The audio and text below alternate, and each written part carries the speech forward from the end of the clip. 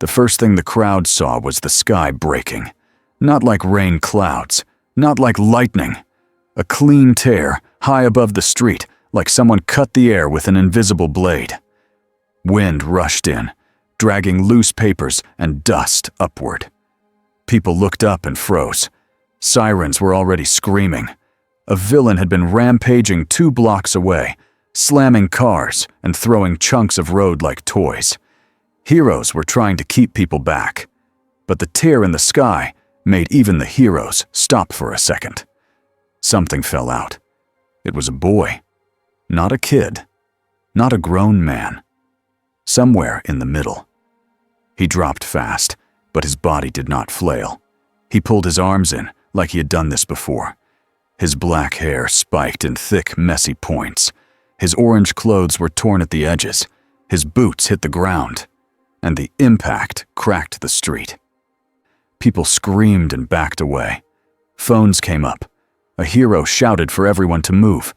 The boy looked around, eyes wide, but calm.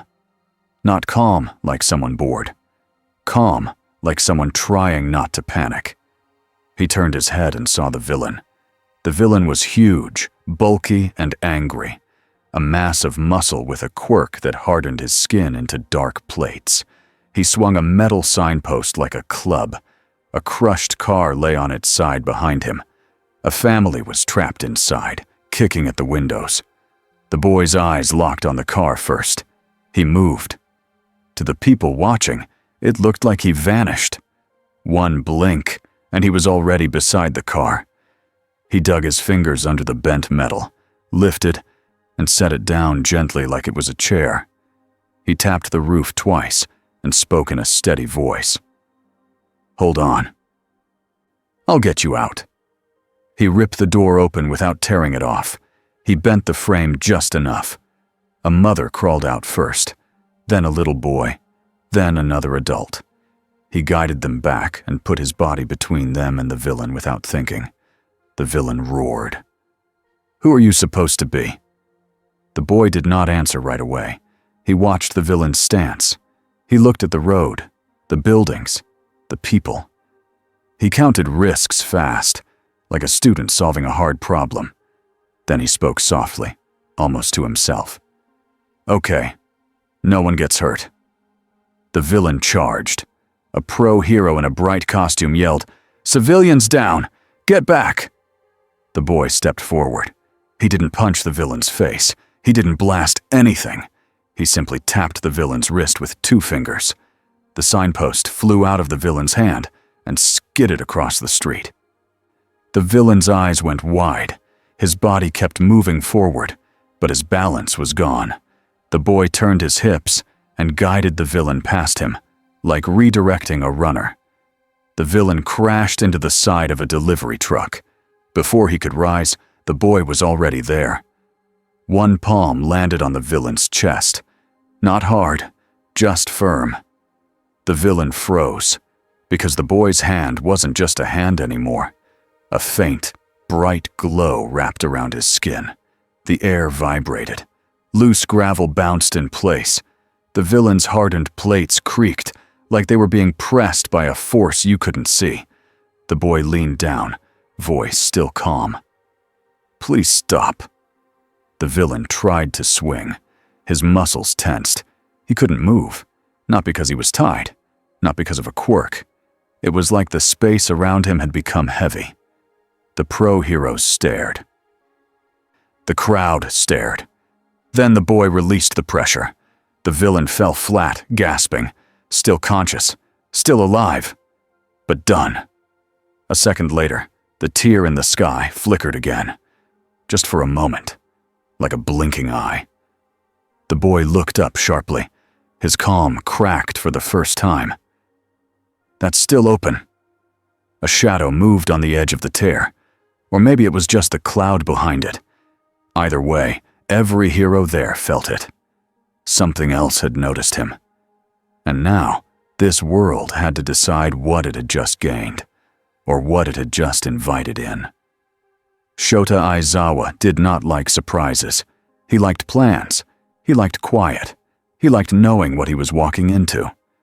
When Principal Nezu called and told him a non-quirk anomaly had dropped into the middle of a villain incident, Aizawa felt a headache start behind his eyes. He arrived at the secure side entrance of UA as fast as he could. The security gates opened, the inner doors locked behind him. Inside, the air felt tense. Teachers moved with purpose. Recovery girl staff rolled carts of medical gear. Nezu's voice echoed from a nearby hall, calm as always, but faster than usual. Aizawa followed the sound. He found the boy sitting on a bench in a monitored room. 2 pro-heroes stood near the door. One of them looked like he wanted to talk. The other looked like he wanted to keep a hand near his weapon. The boy sat with perfect posture, hands on his knees. He looked tired. He also looked like he could stand up and leave whenever he wanted. All Might was there too, in his teacher outfit, not his giant hero form. But the room still felt like it had 2 heavy weights in it. One was All Might's presence. The other was the boy's. All Might smiled, trying to make things easy. "You're doing well," he said kindly. "You saved many people." The boy nodded. "I'm glad they're okay." Nezu stood on a table with a small tablet in front of him. His tiny paws tapped the screen. "Now then," Nezu said, cheerful in tone but sharp in focus. "Let us begin with the simplest questions." He looked right at the boy. "What is your name?" The boy hesitated for half a second, then answered. "Gohan." Aizawa watched his eyes when he said it. No flinch, no pride, no lie that Aizawa could see. Nezu tilted his head. "And where are you from, Gohan?" Gohan's gaze lowered to his hands. "Not here," he said simply. "I don't know how I got here. There was a break, like a door, and then I fell." All Might nodded slowly. "A warp-type quirk. Maybe?" Aizawa spoke for the first time, voice flat. "Or something else." Gohan looked up. His eyes were gentle. He did not look like a villain, but Aizawa had seen villains who smiled nicer than this. Aizawa stepped forward. "My quirk is erasure," he said. "If you have a quirk, I can shut it off if I see you." Gohan blinked. "Okay." He didn't argue. He didn't get defensive. That worried Aizawa more. Aizawa opened his eyes wide. His hair lifted slightly. The room got very quiet. Nothing happened. No flicker. No loss of glow. No change in Gohan's body at all.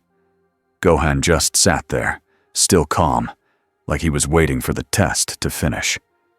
Aizawa stopped erasure and lowered his gaze. Nezu's tablet showed lines and numbers. He hummed. "Interesting," Nezu said.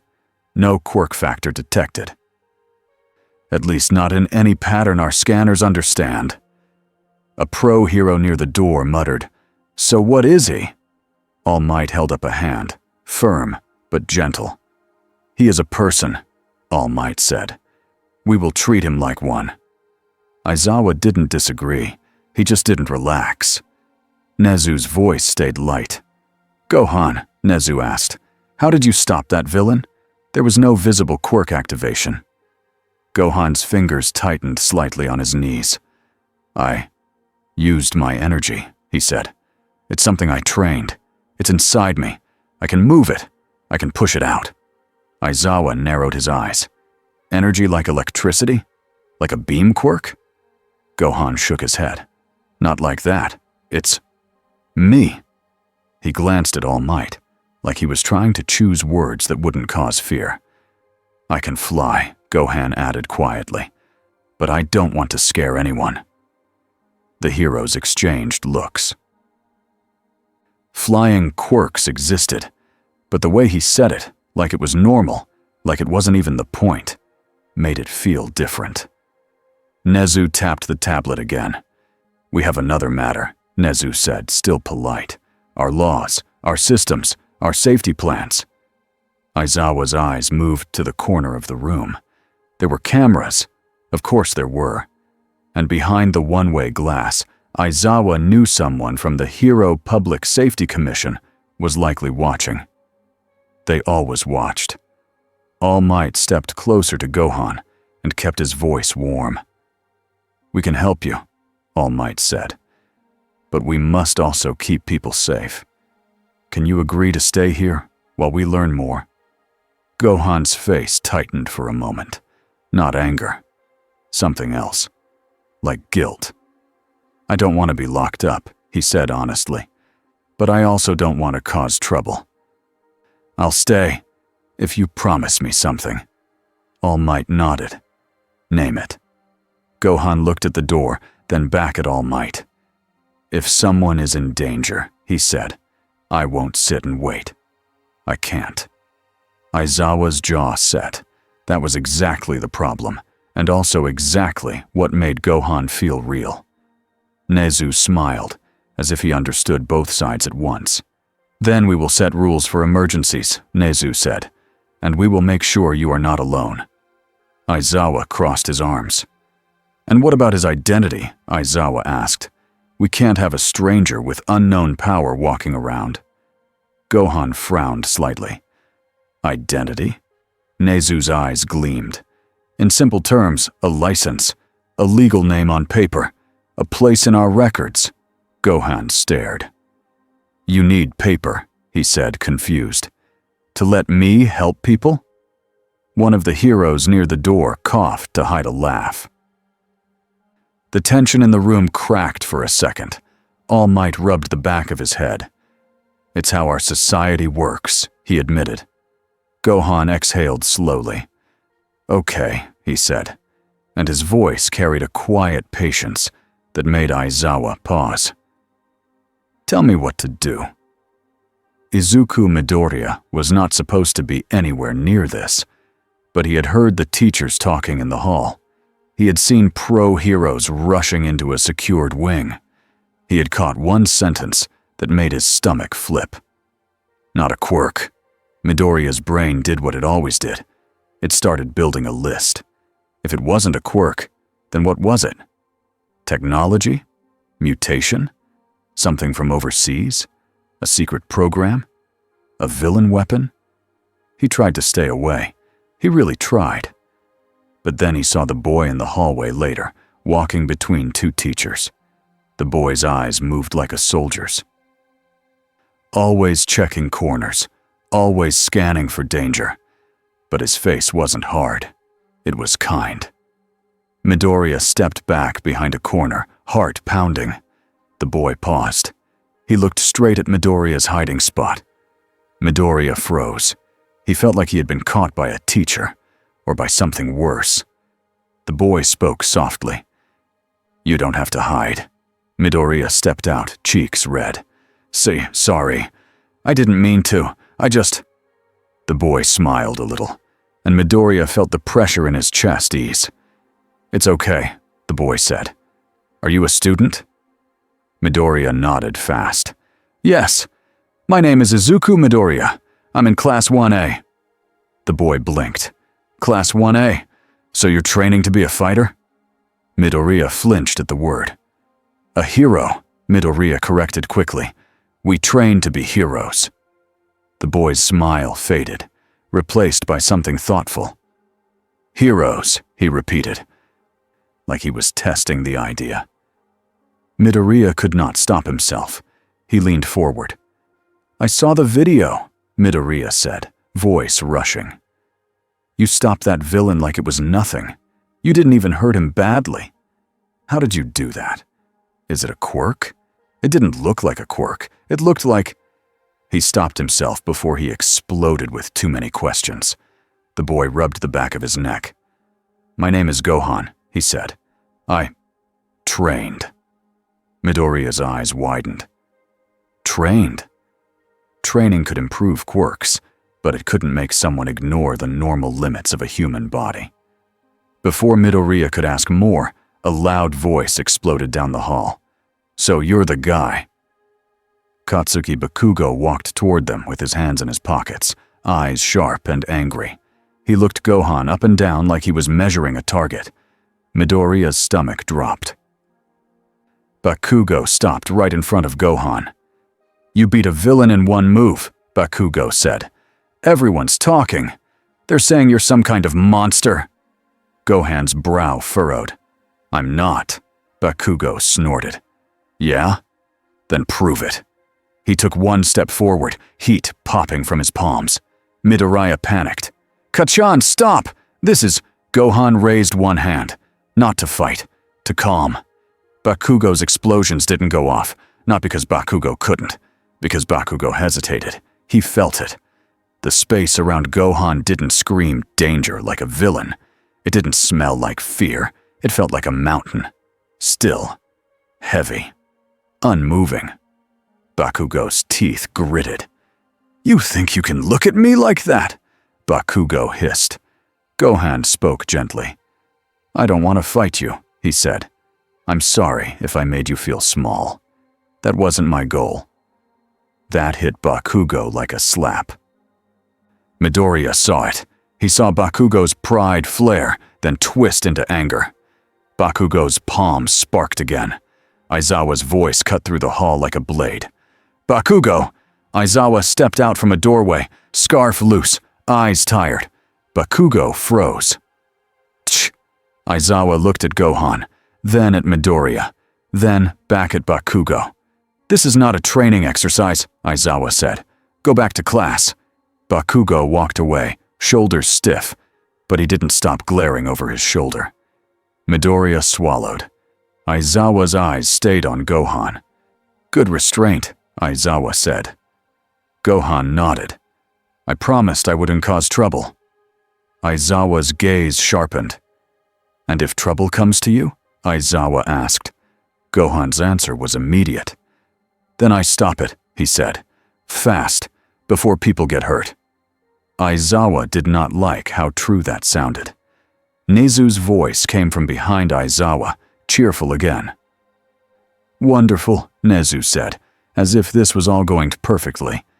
"Now let us discuss your temporary status." Gohan blinked. "Status?" Nezu held up a folder. "Paperwork," Nezu said brightly. Gohan stared at the folder like it was a villain. By the next morning, the news was everywhere. "Unknown hero stops villain in seconds." New quirk? New weapon? New threat? People slowed cars just to stare at UA's walls. Cameras sat outside the gates. Some shouted questions. Some shouted insults. Some shouted thanks.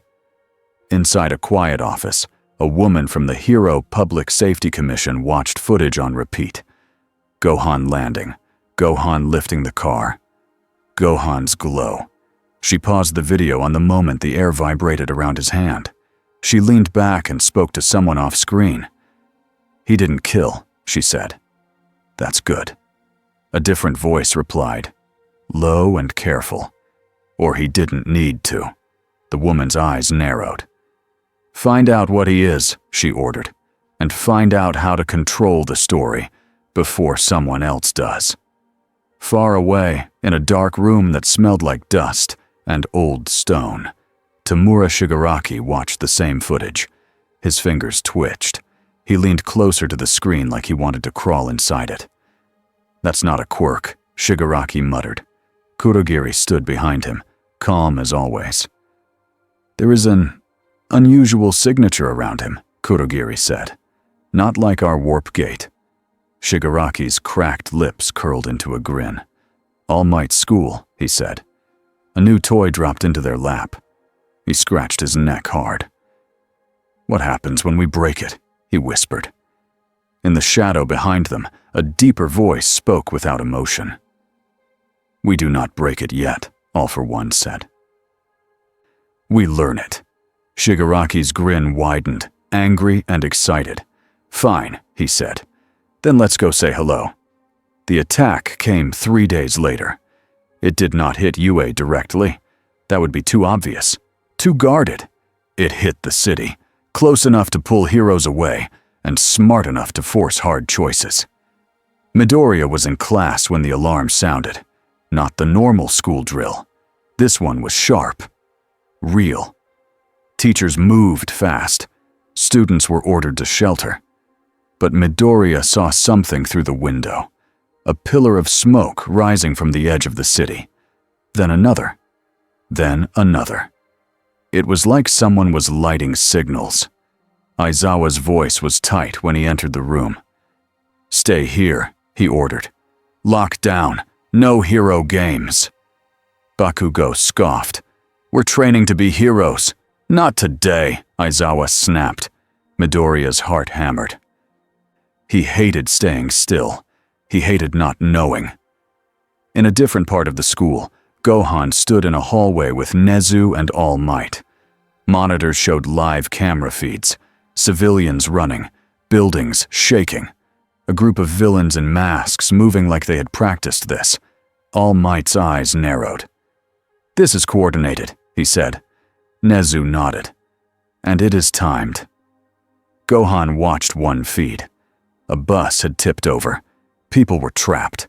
A villain with a sound-based quirk was cracking windows with waves. Gohan stepped forward. "I can help." Nezu didn't stop smiling, but his eyes went serious. "And that is what they want," Nezu said. "They want you to step outside." Gohan's fists clenched. "All those people." All Might put a hand on his shoulder. "We will save them," All Might said. "But we must do it wisely." Gohan looked at All Might's face. He saw it. The fear All Might didn't like showing. Not fear of the villains. Fear of what happens if Gohan is baited into a trap. Gohan breathed in. "Tell me the plan," he said. Endeavor arrived first on the main street fire line. Flames rolled off his shoulders, boiling smoke away. He barked orders to sidekicks. He moved civilians behind cover. His eyes scanned the roofs. "Where's the main group?" he growled. A voice answered through his earpiece. "HPSSE suspects multiple squads. We're getting reports of warp sightings." Endeavor's jaw tightened. Kurogiri. He hated that name. It meant the League. It meant chaos. A building shuddered. A villain slammed the ground again, sending a shockwave that tipped light poles. Endeavor launched forward, fire roaring. Then the air behind him tore open like a curtain. A dark fog gate. Endeavor spun fast, flames flaring, and a pale monster stepped out. A Nomu, not the same one from the news. Smaller, faster, but built for one job, to hold Endeavor in place. Endeavor's eyes widened slightly. "This isn't random," he muttered. He blasted the Nomu, but it kept moving. It did not care about pain. And then Endeavor understood the strategy. Keep the strong heroes busy. Make the city burn with distractions. And during that chaos, take the new piece off the board. At UA, Nezu's monitors flickered. A black fog gate appeared on a camera feed near a side road. A van with tinted windows sat parked there, guarded by two heroes. Inside that van were the paperwork answers.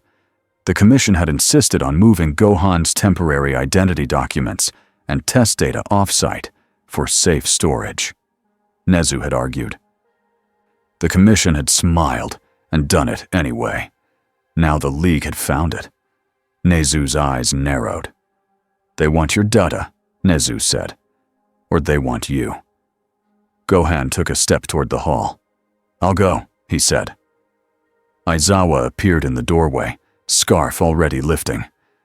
"You're not going alone," Aizawa said. All Might's face hardened. "I'm coming too," he said. Nezu's voice stayed calm. "You will follow my route," Nezu said. "You will not chase into unknown warp gates. You will prioritize civilians. You will not let them separate you." Gohan nodded once. Understood. The van site was chaos when they arrived. A fog gate was open in the street like a wound. Heroes were down, not dead, but knocked out. A villain with a binding quirk had trapped one guard to a lamppost with black straps. In the center of it all, Tamura Shigaraki stood with his hands in his pockets. He looked smaller in person than he did on screen, but his eyes were wrong, hungry, like he wanted the world to rot. Kurogiri stood behind him, fog swirling, and beside them was something else. Not a Nomu this time. A squad. 5 villains, each with a quirk meant to control the field. Smoke. Sound. Glue-like resin. A heat sink that swallowed flames. A sensor type that pointed when Gohan moved, like it could feel the air shift. They had built a cage out of quirks. Shigaraki smiled when he saw Gohan. "Hey," he said casually, like they were meeting at a store. "So, you're the new guy." Gohan's eyes moved over the villains, then to the downed heroes. He felt anger rise, hot and sharp. He pushed it down. He stepped forward and put himself between the villains and the heroes. "Stop," he said. "Leave them alone." Shigaraki tilted his head. "Who are you?" Shigaraki asked. "Like, really?" Gohan's voice stayed steady. "My name is Gohan," he said. "That's enough." Shigaraki's grin twitched. "Nope," Shigaraki said. "Not enough." He lifted his hand and pointed at the van. "We're taking what's inside," Shigaraki said. "And maybe we take you too, if you're fun." All Might stepped forward, voice booming even in his weak form. "You will not touch anyone else," All Might shouted. Shigaraki's eyes flicked to All Might, and for a moment the grin became hate. "The symbol," Shigaraki whispered, "still standing?" Then Shigaraki snapped his fingers. The trap sprung. Smoke flooded the street. Sound waves hit like punches, rattling teeth. Resin splattered the ground, turning it sticky. A heat sink villain reached toward All Might, trying to drain his heat and stamina like a sponge. Aizawa's eyes flashed. Erasure. 2 villains' quirks cut off at once. The sound waves stopped. The resin flow stuttered, but the smoke didn't stop. It wasn't a quirk. It was canisters. Real smoke. Aizawa coughed. "Classic," Aizawa muttered. Gohan closed his eyes for a second and listened. Not with ears, with awareness. He felt heartbeats. He felt movement. He felt where civilians were hiding behind cars, terrified and frozen. He felt where the downed heroes breathed. And he felt Shigaraki. Sharp, twitchy, full of hate. Gohan opened his eyes. "Everyone get back," he said. All Might glanced at him. "Young man, I can end this fast," Gohan said, "but I need a clear space." Aizawa understood instantly. "All Might," Aizawa barked. "Pull the heroes back!"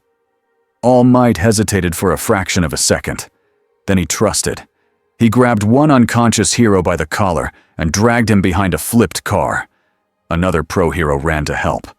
Gohan stepped forward into the smoke. The villains laughed. Then the air changed. A pressure rolled out from Gohan's body, not loud, not flashy, but strong. The smoke spread apart, pushed away like a wind wall. Dust lifted. Loose trash skittered. The villains froze, because now they could see him. Gohan stood straight. His face was calm, but his eyes were hard. He raised his hand, palm out. A thin glow wrapped around his skin again. The same glow from the street incident. But now it was steady and clear, like a controlled flame. The censor villain pointed. "That's it," he shouted. "That feeling." He didn't finish. Gohan moved. He didn't charge like a brawler. He stepped and appeared behind the censor villain, tapped the back of his neck with 2 fingers, and caught him as he dropped, so his head wouldn't hit the road. Then Gohan was gone again. A second villain tried to fire glue. Gohan slipped under it, spun, and knocked the villain's legs out with a light sweep. The villain hit the ground hard, wind knocked out, but alive. A third villain tried to rush Gohan with a blade. Gohan caught the wrist, squeezed just enough to make the weapon fall, and pushed the villain's shoulder. The villain flew backward and slammed into a wall, cracking it, then slid down, stunned. Shigaraki clicked his tongue. "Okay," Shigaraki said, voice sharper now. He's annoying. Kurogiri's fog swirled. A fog gate opened behind Gohan. Not in front. Behind. A classic warp trick. Pull the target off balance. Separate him from the heroes. Aizawa's eyes widened, but Gohan didn't turn in panic. He simply shifted his feet and stepped away from where the gate was opening, like he could sense the pull before it formed. Kurogiri paused. Shigaraki stared, smile fading into focus. Is that instinct? Shigaraki muttered. Gohan looked toward the fog gate and spoke to it like it was a person. Stop trying to pull me, he said. Kurogiri's voice came from inside the fog. You are perceptive, Kurogiri said, polite as always. That is inconvenient. Shigaraki's hand lifted, fingers spread. Decay. One touch, and things crumbled. All Might shouted, Gohan, don't let him touch you. Gohan's eyes flicked to Shigaraki's hand. He understood the danger without needing an explanation. He did not rush in. He did not underestimate. He rose, straight up. Flight. To the watching heroes, it was like gravity had stopped working for him. No jets, no wind blast. He just floated. Shigaraki's eyes widened. Yeah, Shigaraki said softly. Definitely not a quirk. Gohan hovered above the street. He looked down at Shigaraki and Kurogiri and the downed heroes and the trapped van. He made a decision. He would not turn this into a disaster. He would not let his power scare the city. He would end it clean. Gohan extended his hand toward the van, careful. The van doors were jammed from an earlier blast. Inside were boxes and folders. Data. Names. A whole attempt to put him into a system.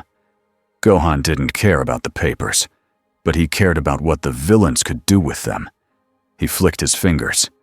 A controlled burst of force, like a strong push, not an explosion. The boxes inside the van slid toward him through the broken door and floated up, held in place by invisible pressure. Paper fluttered, but did not tear. All Might stared. Aizawa's eyes narrowed. Telekinesis? One hero whispered. No, Aizawa muttered. Not a quirk. Shigaraki's face twisted in irritation. Hey, Shigaraki snapped. That's ours. He lunged forward, trying to reach the van, trying to touch anything. Anything to make it crumble. But a thin line of pressure stopped him 2 steps short, like running into a wall. Shigaraki slammed his palm against it. The pressure held. Shigaraki's eyes widened in anger.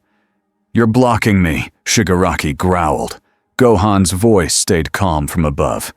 Yes, he said, because you're hurting people. Kurogiri's fog thickened. A gate opened behind Shigaraki this time, angled upward. A Nomu's arm reached out through it, aiming for the floating boxes. A snatch and run. Gohan's eyes sharpened. He could have blasted the gate apart. He could have erased the street by accident. He didn't. He split his focus. One hand tightened slightly. The floating boxes shot sideways into All Might's arms. All Might caught them with a grunt, surprised by the weight. At the same time, Gohan dropped. Fast, he appeared in front of the gate and planted his palm against the Nomu's reaching arm. The glow flared for half a second. The Nomu's arm stopped like it hit a steel door. Gohan pushed. The Nomu flew backward through the gate, tumbling out on the other side. The gate flickered, unstable for a moment. Kurogiri's voice sharpened for the first time. He is interfering with my warp, Kurogiri said. Shigaraki's grin returned. But it was mean now. Cool, Shigaraki said. Then we do it the ugly way.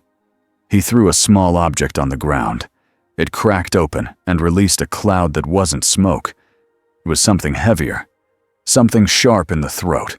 A chemical gas. Heroes coughed and staggered. Civilians screamed from behind cars. Aizawa cursed and pulled his scarf up over his face. All Might's breath hitched. Gohan's eyes widened. He recognized it instantly as a cruel tactic. Not strength, not skill, just harm. Gohan lifted both hands. The air around him roared, not loud like a bomb, loud like wind. A controlled shockwave spread outward in a wide circle, sweeping the gas away from the street, pushing it upward and out, thinning it fast. Windows rattled. Signs shook. But buildings did not collapse. Cars didn't flip. Because Gohan controlled it. Aizawa stared through watering eyes. So this was the real danger, Aizawa thought. Not that he couldn't win. That he could win while holding back this much. Shigaraki watched the gas vanish, and his face turned flat. "Tsh," he clicked. "Fine." Kurogiri stepped closer. "Tamura," Kurogiri warned. Shigaraki lifted his hand again, but this time he pointed at Gohan. "Tell me," Shigaraki said, voice low, "if you're so strong, why are you not the one in charge?" Gohan paused. The question didn't confuse him. It hit him somewhere deeper, because he had asked himself versions of that before. In other battles, in other worlds. Gohan's voice stayed quiet. "Because that's not my job," he said. "My job is to protect people." Shigaraki's smile turned cruel. "We'll see," he said. Kurogiri opened a gate behind Shigaraki and the remaining villains. But as they stepped back, Shigaraki flicked something small toward the ground near a civilian car. A blinking device. A bomb. All Might's eyes widened. "No!" Aizawa lunged, but he was too far. Midoriya wasn't there, but if he had been, his heart would have stopped. Gohan moved. He did not rush the bomb and risk an explosion on the street. He pinched the air. The blinking device lifted off the ground, floated upward, and shot high into the sky like a launched ball.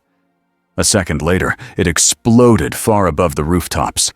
A bright flash, a dull boom. No one on the ground was hurt. Shigaraki watched that, and for the first time, his grin slipped into something else. Uneasy respect. Or maybe fear. Kurogiri's gate swallowed them. They vanished. Silence fell onto the street like a blanket. The heroes were left standing, coughing, staring at the empty space where the villains had been. Gohan landed gently beside All Might. All Might held the stolen boxes and folders in his arms like they were fragile. He looked at Gohan, eyes wide. "You saved them all Might said. Gohan nodded, breathing a little harder now, not from effort, from stress. "I had to," he said. Aizawa walked up, scarf dragging, eyes still sharp. "You didn't chase them," Aizawa noted. Gohan met his gaze. "They wanted me to," Gohan said. "If I chase into that fog, I don't know where I end up. And then people here have no protection." Aizawa didn't smile, but something in his face loosened. "That was the correct choice," Aizawa said. All Might looked down at the paperwork, then back at Gohan, almost embarrassed. "And this," All Might said, holding up a folder, "is what they came for." Gohan stared at it. "So, they attacked the city," Gohan said slowly. "For paper." Nezu's voice came through a speaker in Aizawa's earpiece. "Not just paper," Nezu said. "Information, leverage, fear." Gohan's hands clenched. He looked up at the sky, the place where the tear had first appeared days ago. For a split second, he thought he saw it again. A faint flicker, like a scar that refused to heal. And in that tiny flicker, he felt something watching. Not Shigaraki, not Kurogiri. Something quieter, older. Like a presence that did not belong in this world at all. Gohan swallowed. All Might noticed his expression. "What is it?" All Might asked. Gohan hesitated, then answered truthfully. "That door," he said. "It's not done." Aizawa's eyes narrowed. Nezu's voice softened, just a little. "Then we must accept a new reality," Nezu said. Our world has changed. Gohan looked at the heroes around him, at the city, at the civilians peeking out from behind cars, staring at him like he was a storm that chose not to strike them. He didn't feel like a hero. He felt like a problem that had to be solved carefully. He turned to All Might. "I'll follow your rules," Gohan said. "I'll do the paperwork. I'll stay where you tell me." Then his voice became firm. "But if they come for people again, I will not be late." All Might held his gaze, steady and proud. "Then we will stand with you," All Might said. Somewhere far away, in a dark room, a man with a calm voice listened to the report. He didn't smile. He didn't rage. He simply learned. And in that same moment, the faint scar in the sky flickered once more. As if the universe itself was taking notes, the city tried to go back to normal. People went to work. Stores opened. Kids walked to school.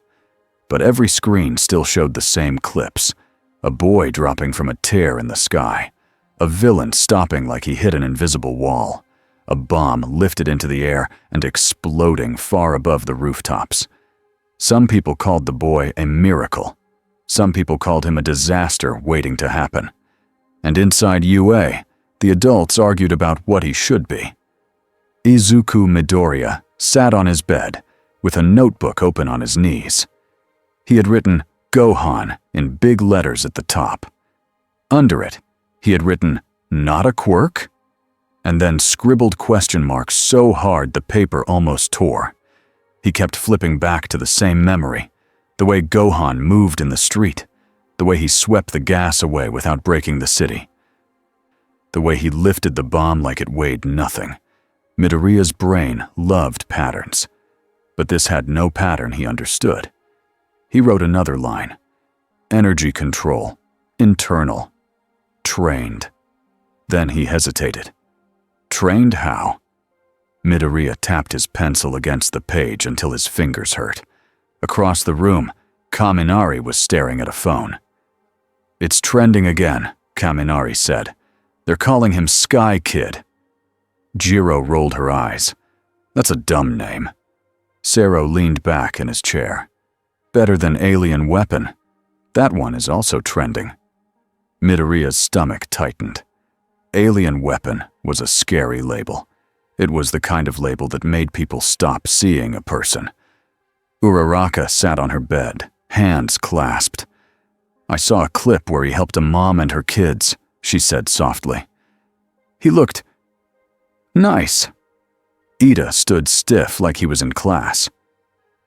"The law will decide how to classify him," Ida said, "and UA will follow procedure."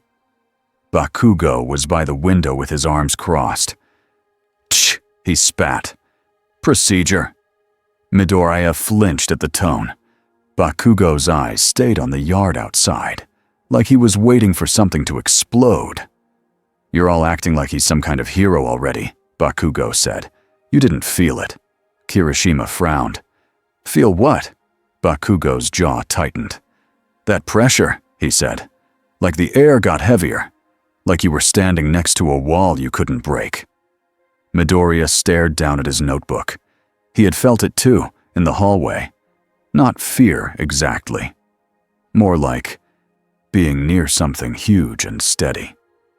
Midoriya swallowed. "Maybe he's just..."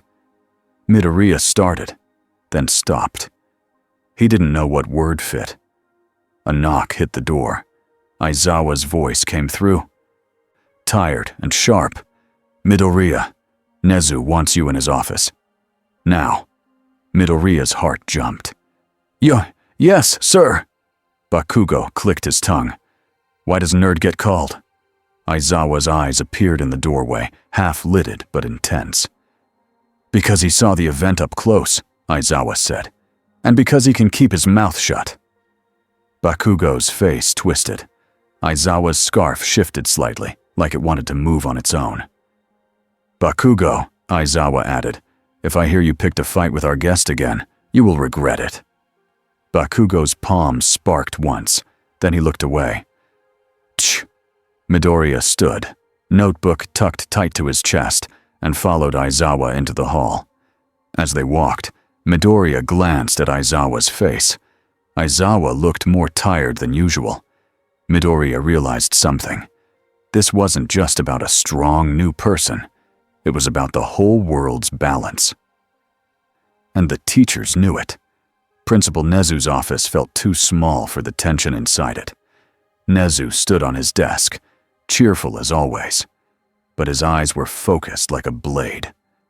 All Might sat in a chair, hands folded, calm but serious. Across from them sat two strangers in clean suits. One was a woman with sharp eyes and a calm smile that never warmed up. The other was a man with a tablet who barely looked up. Midoriya stood near the door, trying not to shake. Nezu gestured politely. "Midoriya," Nezu said, "thank you for coming. Please, listen carefully."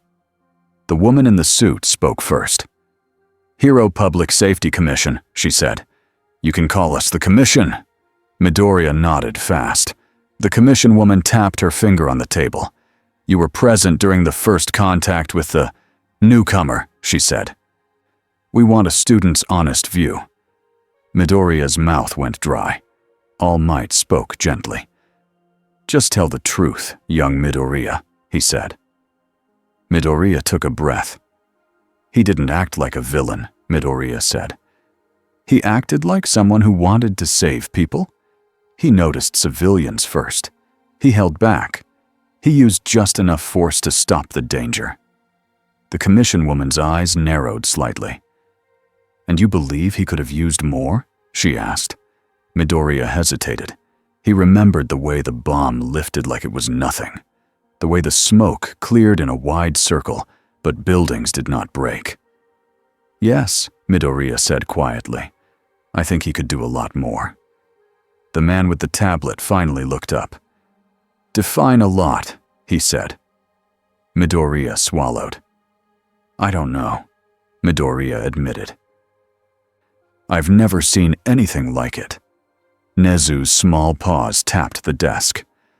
"That is the issue," Nezu said, still calm. "We cannot measure him with our normal tools." The Commission woman leaned forward. "And that is why he must be controlled," she said. All Might's eyes hardened. "He is not a weapon," All Might said. "He is a person." The Commission woman smiled a little. "People can be dangerous," she said. "Even good people." Aizawa stood in the corner, arms crossed, eyes half-lidded. He spoke in his flat voice. "Controlled how?" Aizawa asked. The Commission woman didn't blink. "Status," she said. "A legal identity, a contract, a handler, public rules." All Might's jaw tightened. "A leash," he said. The Commission woman shrugged like it was obvious. "A seatbelt," she corrected. Aizawa's gaze stayed sharp. "And if he refuses?" Aizawa asked. The man with the tablet answered this time. "Then he becomes a public threat," he said. "And we respond like we respond to threats." Midoriya's chest tightened. All Might leaned forward. "You're talking about fighting him," All Might said, voice low. The Commission woman's calm smile didn't change. "We are talking about planning," she said. "We plan for everything." Aizawa's eyes narrowed. "What did you move off-site?" Aizawa asked suddenly. The woman's smile faded for a moment. Nezu's ears lifted slightly, like he enjoyed the question. The man with the tablet looked down at his screen. "Test results," he said. "Basic information. The League attempted to steal it. They failed." Aizawa's voice stayed cold. "So you moved sensitive data about a person you don't understand," Aizawa said. "And now, villains know it exists." "Good job." The Commission woman's eyes sharpened. "Watch your tone," she said. All Might raised a hand. "This is going nowhere," All Might said. "We need a path that protects people and respects him." Nezu nodded. "And we need to understand the rift," Nezu added. That tear in the sky did not close. It flickered again. "This is bigger than a single guest." The commission woman's eyes flicked to Nezu. You believe he caused it? She asked. Nezu's smile was polite. I believe he is tied to it, Nezu said. And villains already understand that better than we do. Aizawa's gaze moved to Midoriya. Midoriya, Aizawa said. One more question. Midoriya straightened. If someone like him stayed here, Aizawa said, what is the risk? Midoriya's mind raced. He thought of villains chasing him. He thought of the commission trying to use him. He thought of Bakugo trying to prove something. He thought of civilians screaming if they misunderstood. Midoriya answered carefully. The risk is, everyone will try to pull him, Midoriya said. Heroes will want him as a symbol. Villains will want him as a target. And if he gets pushed too hard, he might feel like he doesn't belong anywhere. All Might's eyes softened. Nezu's smile grew smaller, almost sad. The commission woman leaned back. And that is why, she said, we will assign him a controlled role. Aizawa's scarf shifted. And that is why, Aizawa said, we need rules that protect him from you too. The room went quiet. Nezu clapped his paws lightly. Excellent, Nezu said. Now, we will do what UA does best. Everyone looked at him. Nezu's eyes gleamed. We will teach, he said. Gohan sat alone in a quiet guest room at UA. The bed was clean. The window was locked. The air smelled like soap and paper.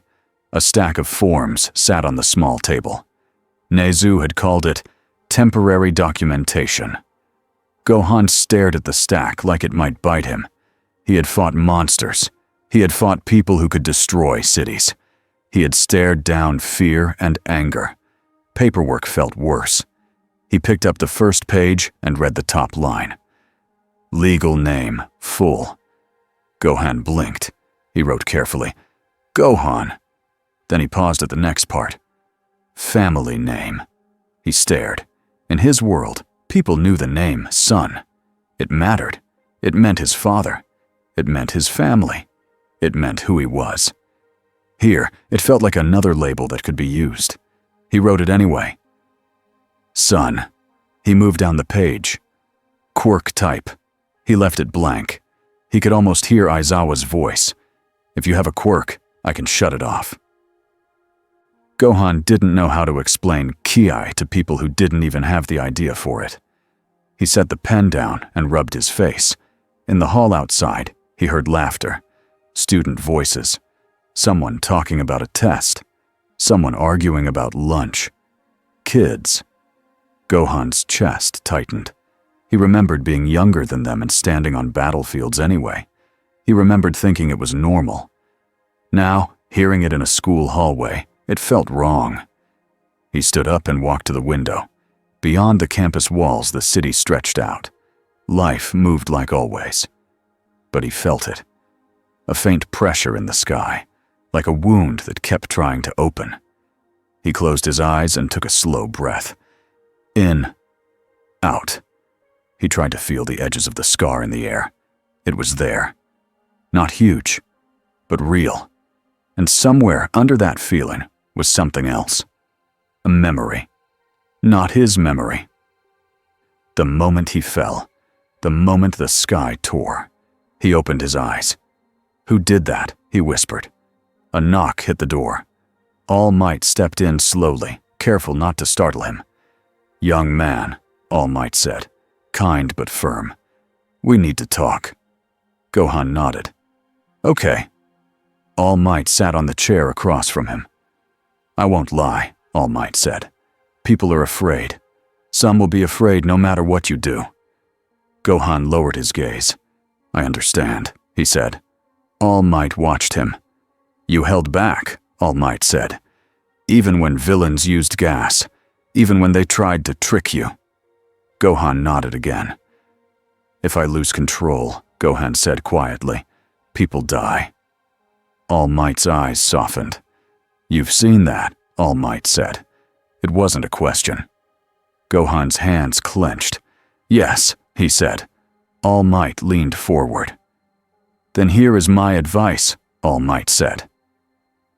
"Do not let fear decide your life, but also do not let anger decide it." Gohan looked up. "I don't want to be angry," Gohan said. All Might nodded. "Good," he said. "Because villains will try to make you angry. They will try to make you do something they can record and use." Gohan's eyes narrowed slightly. "So this world is politics too," he said. All Might's smile was tired. "It always is," he said. Gohan looked at the stack of forms again. "They want to put me in a box," he said. "They want to understand you," All Might said. "Some want to help. Some want control." Gohan exhaled. All Might's voice became softer. "You are not alone here," All Might said. "Not if you choose to trust us." Gohan stared at the floor for a long moment. Then he nodded. "I'll try," he said. All Might stood. "One more thing," All Might said, turning back at the door. Gohan looked up. All Might's eyes were serious. "If you ever feel bored," All Might said, "tell me." Gohan blinked. "Bored?" All Might nodded. "People with power like yours," All Might said slowly, "sometimes start to think nothing matters. That is when mistakes happen." Gohan's face tightened. He understood that too well. "I won't," Gohan said. All Might held his gaze. "Promise?" All Might asked. Gohan's voice was steady. "I promise I'll tell you," he said. All Might nodded once and left. Gohan sat back down and stared at the forms. He picked up the pen again. And he kept writing. Not because he liked it, because if paper kept him close enough to save people, he would do it. In a dark room far from UA, Tamura Shigaraki stared at a wall of screens. Footage, maps, names, reports. He scratched his neck until the skin looked raw. "His name is Gohan," Shigaraki muttered. "He flies. He pushes air. He blocks decay like it's nothing." Kurogiri stood beside him, fog calm. "The barrier he formed was not a quirk," Kurogiri said. "It was force." Shigaraki's fingers twitched. "I hate him," Shigaraki said, and his voice sounded like a child throwing a tantrum and a killer whispering at the same time. "I hate how calm he is," a voice answered from the shadows. "You hate what he represents," All for One said. Shigaraki glanced back. All for One stepped into the light enough for his outline to show. Calm, measured, in control. "He saved them," Shigaraki said, teeth clenched. "He made us look small." All for One's tone was almost gentle. "Then do not fight him on his strength," All for One said. "Fight him on his restraint." Shigaraki's eyes narrowed. "What does that even mean?" he snapped. All for One tapped a finger on a screen, pausing on Gohan lifting the bomb into the sky. "He cares," All for One said. "He chooses protection over victory. That is not weakness." Shigaraki scoffed. "It sounds like weakness," he said. All for One's voice stayed calm. "It is a handle," he said. "A way to move him where we want." Kurogiri's fog shifted slightly. "You intend to lure him," Kurogiri said. All for One nodded. "Not with a fight," he said. "With a question." Shigaraki tilted his head. All for One pointed at another screen. A freeze frame of the sky tear. "He wants answers," All for One said. "He wants that door." Shigaraki's grin returned, slow and sharp. "So we pretend we can send him home," he said. All for One's voice softened. "Yes," he said, "and we make sure the cost is something he cannot ignore." Shigaraki scratched his neck again, eyes gleaming. "What cost?" he asked. All for One didn't answer right away. He switched the screen. UA students on camera, walking on campus. Then he paused the image on Midoriya's face. Shigaraki's grin widened. "Oh," Shigaraki said. "You mean kids?" All for One's voice stayed smooth. "I mean leverage," he said. and fear. Kurogiri's voice was polite, as always. "Should I prepare the gate routes?" he asked. All for One nodded. "And prepare another thing," All for One said. "A controlled rift event." Shigaraki blinked. "A rift?" he asked. "We can do that?" All for One's tone remained calm. "Not like the first one," he said. "But we can poke the scar. We can make it react." Shigaraki leaned closer. "And then?" he asked. All for One's answer came like a simple fact. "Then his past will leak out," All for One said, "and this world will see what he really is." The controlled rift event happened at UA 2 days later. It started as nothing. A simple training block in an indoor gym, not a public exercise, not a big show. Just a controlled space with strong walls, safety lights, and teachers on standby. Aizawa watched from the side with his arms crossed. All Might stood near the door, quiet. Midoriya sat with other students, told to observe and stay out of the way. Gohan stood in the center of the mat, hands relaxed. Nezu's voice came through a speaker. "We will do a simple reading," Nezu said. "No stress, no pushing." Gohan nodded. "Okay." A thin ring of sensors sat on the floor around him. "Support course tech." "Harmless," Nezu said. Gohan breathed slowly. Then the lights flickered. Aizawa's eyes narrowed. Nezu's voice paused. "That is not," Nezu started. The air above the ring shimmered. Not like heat. Like the space itself had become thin. Gohan's head snapped up. He felt it too. The scar. But this was closer. Stronger. A sound like tearing cloth echoed through the gym. Students gasped. Midoriya's heart jumped into his throat. A crack opened in the air, the size of a door. And through it, something showed. Not a person stepping in. A picture. Like a moving window. Midoriya saw a different sky, a different city. A battlefield with broken rock and dust. He saw a man with wild black hair screaming as he fought. He saw green skin and a cape. He saw Gohan, older, battered, angry, standing with electricity snapping around him as his hair flashed gold. The whole gym froze. Midoriya's brain screamed, "Write it down! Write it down!" But his hands wouldn't move. Bakugo stood with his mouth slightly open, shock breaking his usual scowl. Todoroki's eyes widened, calm, cracking. Even Aizawa's face changed.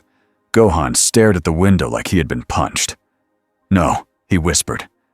The image shifted. A voice echoed through the crack. Deep, kind, urgent. "Gohan!" Gohan flinched. His hands tightened. The crack in the air trembled, like it wanted to widen. All Might stepped forward, voice sharp. "Everyone back," All Might ordered. Aizawa's scarf snapped out and pulled students away from the center. Midoriya stumbled back, eyes locked on the impossible window. He saw Gohan in that other place, younger, screaming, pushing power outward in a blast that lit the world. He saw destruction, not from cruelty, from war. Then the window flickered again, and the crack snapped shut like a mouth closing. Silence filled the gym. The sensors on the floor sparked and died. Gohan stood perfectly still. He looked like someone who had just had his private life shouted to a whole room. Midoriya's chest hurt. Aizawa's eyes narrowed hard. "Nezu," Aizawa said, voice low. "That wasn't your machine." Nezu's voice came back, tighter now. "No," Nezu said. "It was not." All Might looked at Gohan. Gohan's face was pale. Midoriya took a shaky step forward before Aizawa's scarf blocked him. Gohan swallowed. "I'm sorry," Gohan said, voice rough. "I didn't want you to see that." All Might's voice was gentle, but firm. "What was that?" All Might asked. Gohan hesitated. Then he spoke like someone choosing honesty over comfort. "My world," he said. Midoriya's eyes widened. "You're really from another world," Midoriya whispered. Gohan nodded once. Aizawa's eyes sharpened. And someone just forced your past into ours, Aizawa said. Gohan's hands clenched. Yes, Gohan said. Nezu's voice came through, colder now. Which means, Nezu said, someone has touched the scar on purpose. Midoriya's stomach dropped. Bakugo's voice was quiet for once. So, that's what you are, Bakugo said, and he didn't sound proud. He sounded unsettled. Gohan looked at him. I'm not a monster, Gohan said. Todoroki spoke softly. Your power is beyond this place, Todoroki said. But you're still you. Gohan's eyes flicked to the students. He saw fear in some faces, awe in others, confusion in most, and he felt something worse than fear. He felt distance. All Might stepped forward and put himself between Gohan and the students. Enough, All Might said. He saved lives. He did not ask to be dragged here. Aizawa's gaze stayed hard. But villains will use this, Aizawa said. Nezu's voice was calm again, but it sounded sharper now. Yes, Nezu said. And they have just made the next move personal. That night, the commission called again. And this time, they didn't ask. They demanded. The commission woman sat across from Nezu, All Might, and Aizawa in a secure conference room. Her calm smile was gone. You had a reality breach in your school, she said, with students watching. Nezu's tone stayed polite. It was an attack, Nezu said. The man with the tablet tapped fast. A reality breach is a national-level event, he said. The commission woman leaned forward. We will move him, she said. All Might's eyes narrowed. Where? He asked. The woman's voice was crisp. To a secure research site, she said. A place built to study warp events and contain threats. Aizawa's scarf shifted. So you can dissect him, Aizawa said bluntly. The woman's eyes snapped. Watch yourself, she said. Nezu's smile turned thin. We will cooperate with a research effort, Nezu said, if the goal is to close the scar and protect the public. The commission woman nodded once, pleased. And he will be under commission supervision, she said. No wandering, no student contact, no unscheduled hero work. All Might's hand tightened on the table. You want to isolate him, All Might said. We want to control the risk, she replied. Aizawa's voice stayed flat. And if the League attacks that site? Aizawa asked. The commission woman's smile returned slightly. Then we will be ready, she said. Nezu's eyes gleamed. Or, Nezu said, you will give them exactly what they want. The woman's smile paused. Aizawa leaned back. We decide the escort, Aizawa said. We decide the rules. If he goes, UA goes with him. The commission woman stared at him. And if he refuses? She asked. All Might's voice was low. He won't refuse to help people, All Might said. That is why villains want him. Nezu tapped the table. Then we do this on our terms, Nezu said. And we plan for the trap. Aizawa's eyes half-lidded. And we tell him the truth, Aizawa said. No games. All Might nodded once. Yes, All Might said. We treat him like a partner. Nezu's smile returned, small and sharp. Excellent, Nezu said. Now, let us prepare for Act 4. No one laughed, but everyone understood. The quiet phase was over. And the next move would not be inside a school gym. It would be out in the world, where one mistake could make the whole planet afraid of a boy who just wanted to save people. Gohan listened without interrupting.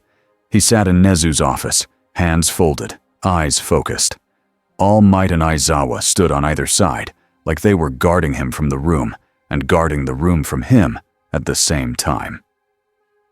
Nezu explained the research site, the commission's demands, the risk of a trap. Gohan nodded slowly. So they want me in a cage, Gohan said. All cages are called something nicer, Aizawa said. All Might shot Aizawa a look. Aizawa didn't care. Gohan's gaze dropped. If closing the scar helps people, Gohan said, then I should go. All Might's voice softened. You don't have to, All Might said. Not if it's wrong. Gohan looked up. If I don't go, Gohan said, and the scar opens again over a city, people die. I can't ignore that. Aizawa watched him closely. You understand this might be a trap, Aizawa said. Gohan nodded. I know, he said. Aizawa's eyes narrowed. And you still choose it, Aizawa said. Gohan's voice stayed calm. I choose protecting people, he said, even if the world doesn't trust me yet. All Might's face tightened, proud and worried at the same time. Nezu smiled gently. Then we will go together, Nezu said, and we will turn their trap into our lesson. Gohan blinked. Lesson? He asked. Nezu's eyes gleamed again. A lesson for villains, Nezu said, and a lesson for the commission. Aizawa's scarf lifted slightly. And a lesson for you, Aizawa added. About this world. Gohan nodded once. Okay, he said. Teach me. The next morning, Gohan walked into Yue's library. He had asked for it. Not because he loved quiet rooms. He did. But because he needed something stronger than muscles. He needed understanding. Rows of books stretched out, clean and organized. Midoriya was already there, sitting at a table with a stack of hero history books and a notebook that looked like it had survived a war. Midoriya looked up and froze. Then he stood so fast, his chair almost fell. Gohan! Midoriya said, voice shaking. I'm sorry about yesterday. That was not your fault, Gohan said quickly. Midoriya's eyes darted around. People are talking, Midoriya whispered. They saw your world. Gohan's face tightened. I didn't want that, he said. Midoriya swallowed, and then spoke with a strange kind of courage. I want to understand, Midoriya said. Not because the commission says so, because you looked like you were fighting to protect people. Gohan stared at him for a moment. Then he nodded. Okay, Gohan said. I'll answer what I can. Midoriya's eyes lit up so hard it was almost funny. He flipped his notebook open. First question, Midoriya said. What is ki? Gohan blinked. Midoriya added quickly. That's what you called it, right? Energy? Gohan sat down slowly. Kai is life energy, Gohan said, searching for simple words. It's inside you. You can train to feel it, control it, move it. Midoriya's pencil flew. So it's like a quirk, but not a quirk, Midoriya muttered. Gohan nodded. I guess. Midoriya looked up. Can anyone learn it? Midoriya asked. Gohan hesitated. In my world. Not everyone, Gohan said. Some can. Some can't. But training always helps. Midoriya's eyes shined. Bakugo would hate this, Midoriya thought. Bakugo would hate that strength could come from something he didn't understand. Gohan glanced at the stack of hero books. Why do you have so many rules? Gohan asked. Midoriya blinked. Rules? He repeated. Gohan picked up one book and opened to a page about hero licenses. In my world, Gohan said, if someone is hurting people, you stop them. Midoriya nodded slowly. Here. We stop them too. But we also have a system. Gohan frowned. What if the system is slow? Gohan asked. Midoriya's mouth opened, then closed. He didn't have a perfect answer. Gohan stared at the page again. I don't like being used, Gohan said quietly. Midoriya nodded hard. I don't either, Midoriya admitted. For a second, they understood each other without more words. Then, Midoriya's pencil squeaked. Midoriya froze, embarrassed. Gohan's lips twitched. Midoriya stared. Gohan actually smiled. It was small, but real. Midoriya felt the tightness in his chest loosen. Maybe this could work. Maybe. The secure research site sat outside the city, hidden behind fences and cameras. It looked like a normal building from a distance. Up close, it felt like a bunker. Gohan stood at the entrance with All Might, Aizawa, and Hawks. Hawks was there because the commission demanded it. He smiled like he was relaxed, but his eyes never stopped moving. "First time in a government lab?" Hawks asked lightly. Gohan nodded. "Yes," Hawks tilted his head. "You're handling this well," Hawks said. Gohan didn't answer right away. Then he said the truth. "I've been in places worse than this," he said. Hawks's smile faltered for a half-second. Then it returned. "Yeah," Hawks said softly. "We saw." A guard stepped forward with a clipboard. "Names," the guard said, "and authorization codes."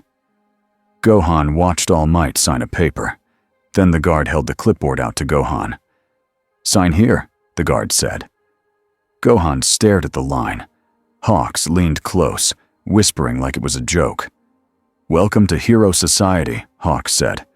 "Paper first, saving people second." Gohan looked at him. Hawks raised both hands. "I'm kidding," Hawks said. "Mostly." Gohan signed. The door opened with a loud click. Inside, bright lights and clean floors stretched out. Scientists in white coats looked up like they had just seen a storm walk in. One of them whispered, "That's him." Gohan's shoulders tightened. All Might stepped forward. "Everyone," All Might said firmly. "Remember this. He is a guest, not a tool." Some scientists nodded fast. Some didn't. Aizawa's eyes narrowed at the ones who didn't. Nezu wasn't there in person, but his voice came through a secure earpiece. "We will begin with simple readings," Nezu said. "No stress, no forcing."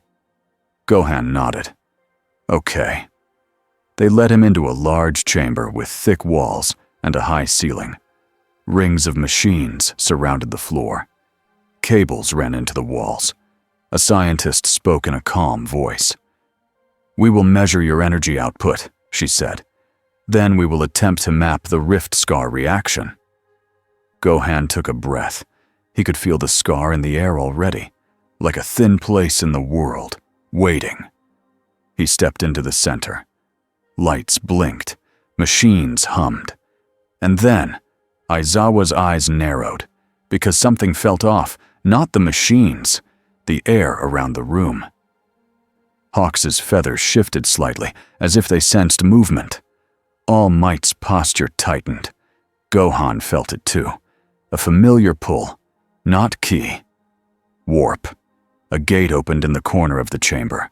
Black fog spilled out. Kurogiri's voice echoed, polite as always. "Good afternoon," Kurogiri said. Shigaraki stepped out, grinning like he owned the place. "Hey, Sky Kid," Shigaraki said. "Nice cage." Scientists screamed. Guards raised weapons. Hawks's feathers shot forward like knives, forming a shield line in front of the panicking staff. Aizawa's hair lifted. Erasure. All Might moved to protect the civilians first, like always. But Shigaraki didn't look at them. He looked at Gohan. "You came," Shigaraki said, delighted. "I told you you would." Gohan's eyes narrowed. "I didn't come for you," Gohan said. "I came to stop the scar." Shigaraki laughed. "Same thing," Shigaraki said. "You're the scar." Gohan took one step forward. Then he stopped, because another gate opened. And another. Not just the League. A second crew stepped out through a side entrance that was already inside the building. Men in masks, clean suits under their coats. A calm, cold leader with a plague mask. Hawks's eyes widened. "All Might," Hawks said, voice tight. "That's..." Aizawa's eyes narrowed harder. "Overhaul," Aizawa said. Kai Chisaki, the underworld boss known as Overhaul, looked around the chamber like he was studying a floor plan. He didn't smile. He didn't yell. He simply spoke in a flat voice. You have something rare, Overhaul said. His eyes landed on Gohan. And you have a door, Overhaul added. Shigaraki's grin twitched. Hey, Shigaraki snapped. This is our thing. Overhaul didn't even look at him. I don't care, Overhaul said. I want the data. I want the scar. I want control. Gohan's eyes moved between them. 2 villain groups, 2 plans, and a room full of civilians trapped in the middle. This was exactly the kind of fight he hated most, because he couldn't just hit harder. He had to protect everyone at once. All Might's voice boomed. Everyone behind me, All Might shouted. Guards pulled scientists toward exits. Hawks's feathers formed a moving wall, guiding people away. Aizawa's scarf shot out, grabbing a scientist who tripped. Gohan looked at the machines around him. If those machines broke, the scar could spike again. If the scar spiked, a bigger tear could open. If a bigger tear opened. Gohan's stomach turned. He lifted both hands.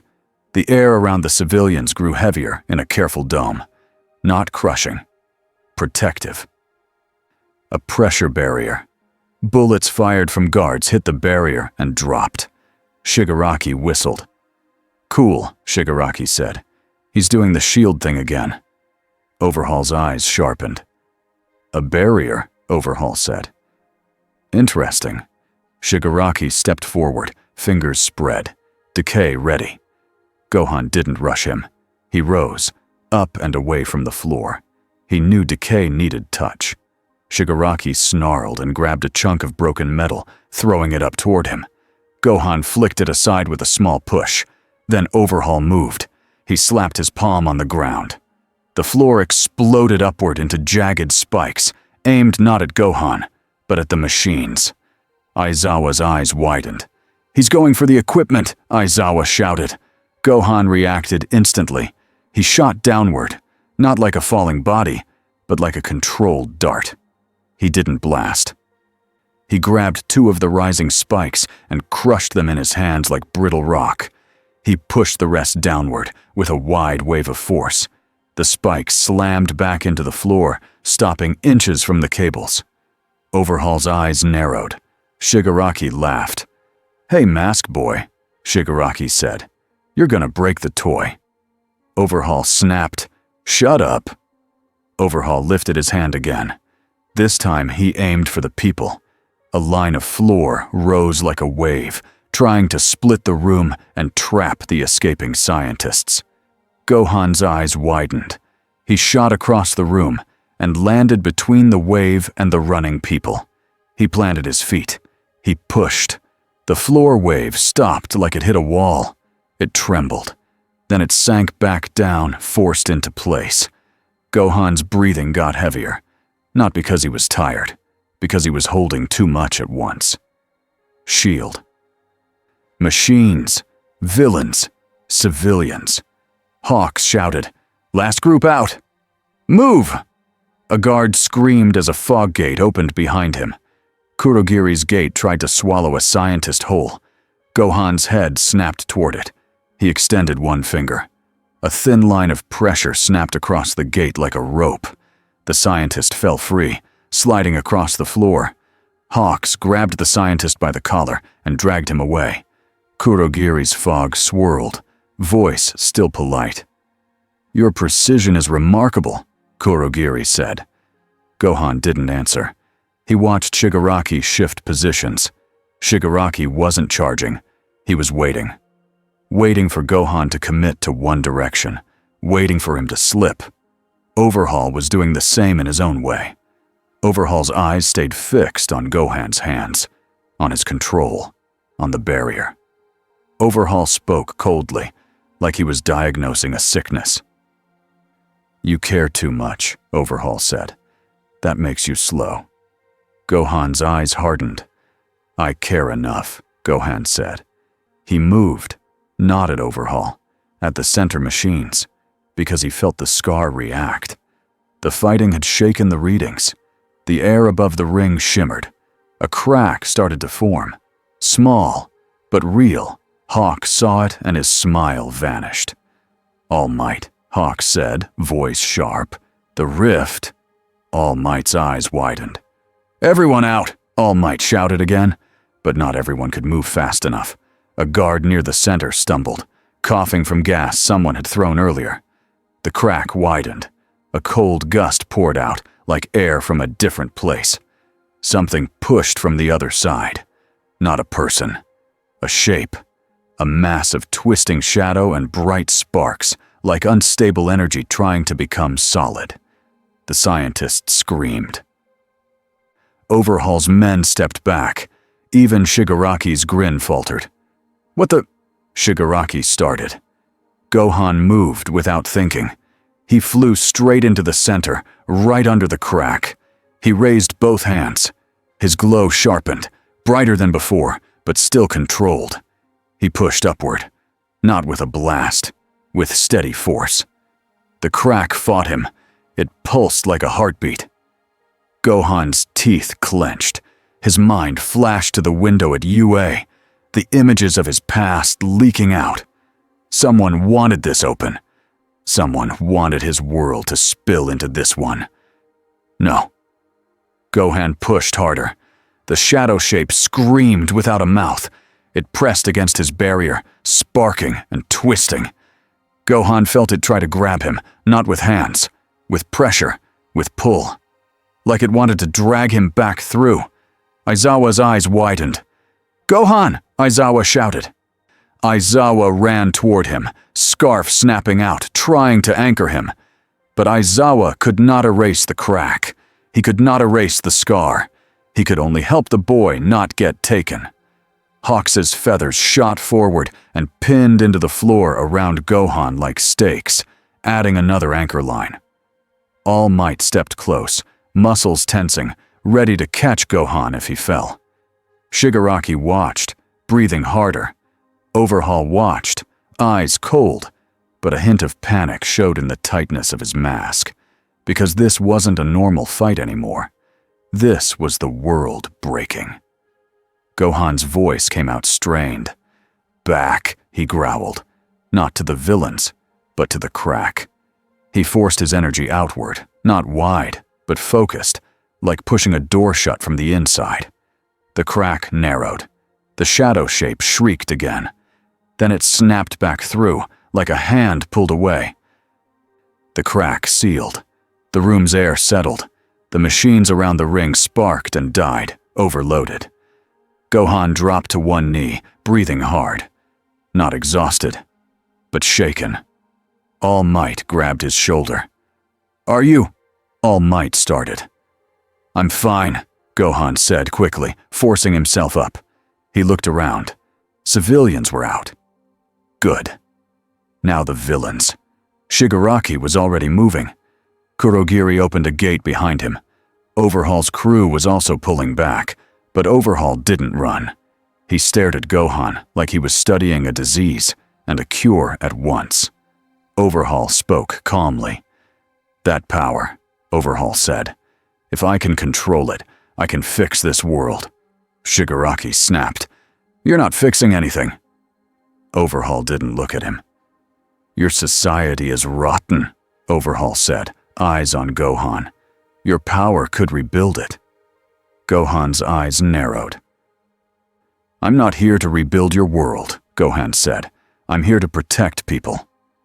Overhaul's mask tilted slightly. "That is a waste," Overhaul said. Then he slapped his palm to the floor one last time. The ground erupted, not to kill, but to block. Walls of reshaped concrete shot up between heroes and villains. In the confusion, Overhaul grabbed a small case from a broken console near the machines. Data. A drive. A sample. Something. Hawks lunged, feathers snapping forward.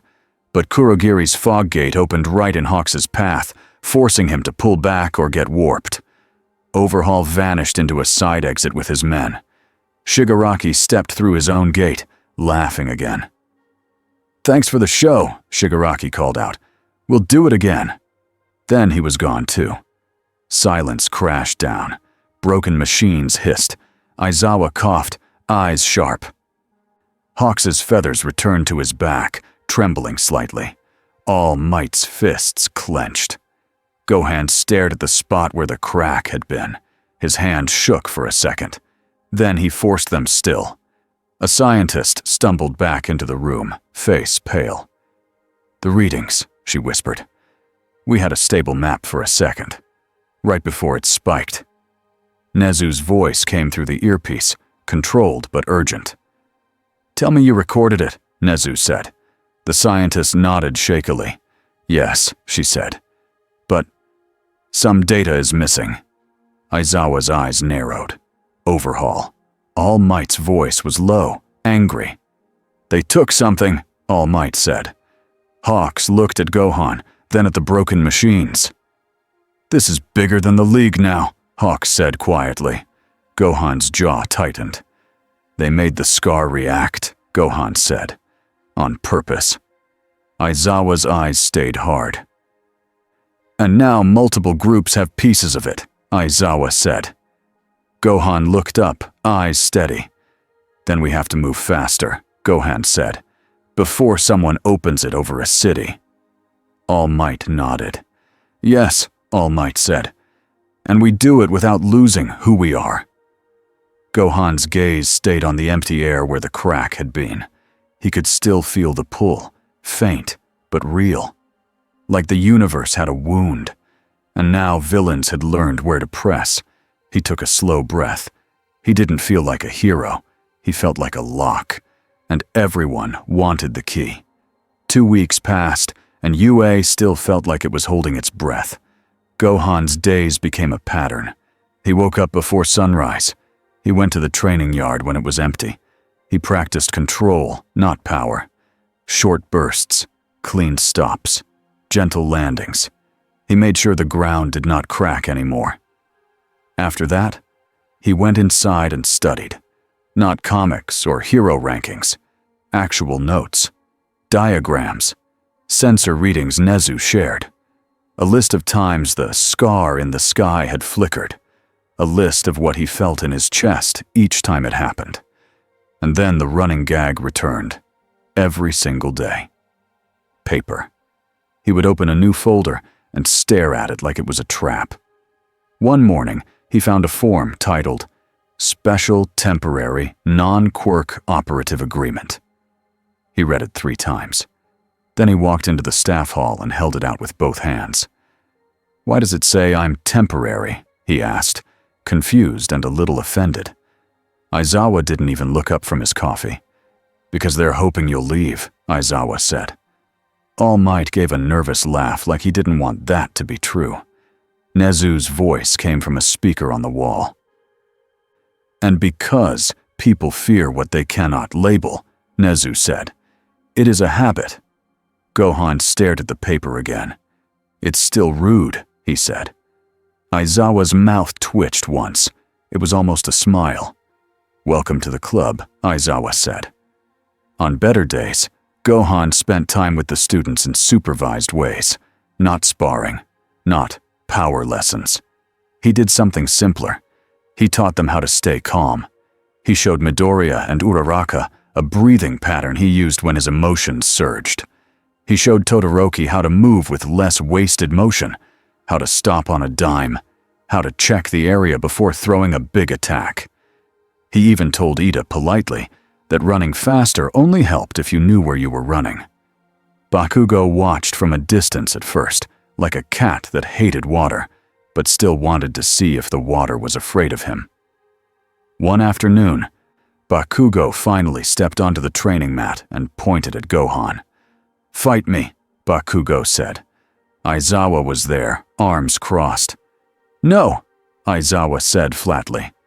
Bakugo's jaw clenched. Why not? Because you don't want to fight, Aizawa said. You want proof. Bakugo's palms sparked. Gohan walked closer, slow and careful. I can give you something else, Gohan said. Bakugo sneered. I don't want your pity lesson. It's not pity, Gohan said. It's control. Bakugo's eyes narrowed. I have control. Gohan nodded once. Then show it, Gohan said. Bakugo's sparks grew, then steadied. He forced the heat to stop climbing. It was hard. Everyone could see it. Gohan spoke quietly, like a teacher, not a rival. Don't chase the feeling, Gohan said. Hold it. Let it sit. You decide when it moves. Bakugo's fingers shook. His pride fought the instruction. Then slowly, he did it. The sparks dimmed. Bakugo looked shocked for half a second, like he didn't expect himself to succeed. He snapped his hands down and stepped back, scowling. Phew, he muttered. Whatever. But he didn't walk away angry. That small change mattered. Gohan noticed it. He felt a little less like a stranger. Then the world reminded him that he was still an incident waiting to happen. The commission called another meeting. This time, they brought cameras. Not inside UA, not officially. But the message was clear. They wanted Gohan on record. They wanted him on a stage. They wanted to show the public. He is under control. Hawks delivered the message like he was talking about weather, but his eyes were tired. They're doing a public reassurance event, Hawks told All Might in the hall. They want him to stand next to top heroes. Smile, wave, say he's cooperating. All Might's shoulders tightened. And if he refuses? Hawks shrugged lightly, but his voice turned serious. Then they'll say he's hiding, Hawks said, and people will fill the silence with fear. Aizawa stared at Hawks. And you're okay being their messenger? Aizawa asked. Hawks didn't smile. I'm okay keeping the worst people in that building from doing the worst ideas, Hawks said. That's what I do. Gohan listened from the doorway. He didn't interrupt, but he heard every word. After Hawks left, Gohan spoke. I'll do it, he said. All Might turned fast. You don't have to, All Might said. Gohan shook his head. If I hide, Gohan said, they will treat me like a villain. If I stand there, maybe fewer people get scared. Aizawa's eyes narrowed. And you think they won't use you anyway? Aizawa asked. Gohan didn't look away. They already are, he said. I'm just choosing the least harmful path. Aizawa studied him for a long moment. Then Aizawa said, quietly, that kind of thinking can break you. Gohan blinked. What do you mean? Aizawa's voice stayed flat, but it carried weight. If you keep choosing pain because it hurts others less, Aizawa said, one day you'll wake up and realize you forgot what you wanted. Gohan's hands clenched. He didn't have a good answer. All Might stepped closer, gentle. We will be with you, All Might said. If you do this, you do it with support. Gohan nodded once. Okay, he said. That night, Gohan stood on the roof of the dorm building alone. He looked at the sky. The scar wasn't visible like a line, but he could feel it. A faint pull. Like the air was thinner in one place. He closed his eyes and listened with his senses, the way he did in fights. For a moment, he thought he heard a voice. Faint. Far away. Gohan. His chest tightened. He saw his mother's face in his mind. He saw his father's grin. He saw his little brother. He saw a life that did not have hero licenses. He opened his eyes again. He didn't cry. He didn't shout. He just stood there, breathing slow. Then his phone buzzed. Nezu had given him a secure device for coordination. A new message appeared. No sender name, only a location pin and one sentence. I can open the door. Come alone if you want to go home. Gohan's blood turned cold. He didn't need Midoriya's notebooks to guess who this was. He felt the trap in the words, but he also felt the hook. Home. His hand shook once, then he forced them still. He walked downstairs. He didn't go to the location. He went to All Might's office. All Might looked up, surprised by the late hour. Gohan placed the device on the desk and turned it so All Might could read. All Might's face hardened instantly. Aizawa was in the doorway a second later, like he had been waiting nearby. Aizawa read it and exhaled through his nose. "There it is," Aizawa said. "The offer." All Might's voice went low. "All for one," All Might said. Gohan nodded. "I think so," Gohan said. "He's offering me a way home." Aizawa's eyes sharpened. "And?" Aizawa asked. Gohan didn't answer right away. All Might watched him carefully. Gohan finally spoke, honest and quiet. "I want to go home," he said. The room went silent. Aizawa didn't mock him. He didn't judge him. He just nodded once like he understood. All Might's eyes softened. "Of course you do," All Might said. Gohan's gaze dropped. "But if I go alone," Gohan said, "I might make things worse. I might open the scar more. I might get people hurt." Aizawa's voice stayed flat. "That's the trap," Aizawa said. "Make you choose between your heart and their safety." Gohan's jaw tightened. All Might leaned forward. "Then we don't let him force that choice," All Might said. "We choose together." Gohan looked up. Aizawa spoke again. "If you keep your secrets, he will use them," Aizawa said. "If you trust us, we can plan." Gohan swallowed. He had been careful about telling the full truth. Not because he wanted to lie, because he didn't want to scare people more than they already were. But the scar had already shown them pieces. The world had already guessed. So Gohan took a breath and said it. "My father's name is Goku," he said. "I'm not human like you. I'm half. My father is a scion, a warrior race." All Might didn't blink. He just listened. Aizawa's eyes narrowed slightly, but not in fear. In focus. Gohan continued, voice steady. "In my world, we fought people who could destroy planets," Gohan said. "I learned to hold back, because if I don't, things break. People die." His hands tightened. "And I don't always like fighting," he added. "I like learning. I like peace. But peace doesn't last unless someone protects it." All Might nodded slowly. "That is a hero's heart," All Might said. Aizawa's gaze stayed sharp. "And that means All for One is not offering a door," Aizawa said. "He's offering a leash made of hope." Gohan looked at the message again. Aizawa pointed at the location. "That place," Aizawa said. "It's not random." Nezu's voice came through the speaker, as if he had been listening the whole time. "It is near a civic plaza," Nezu said. "Large crowds, easy panic, many cameras." All Might's stomach dropped.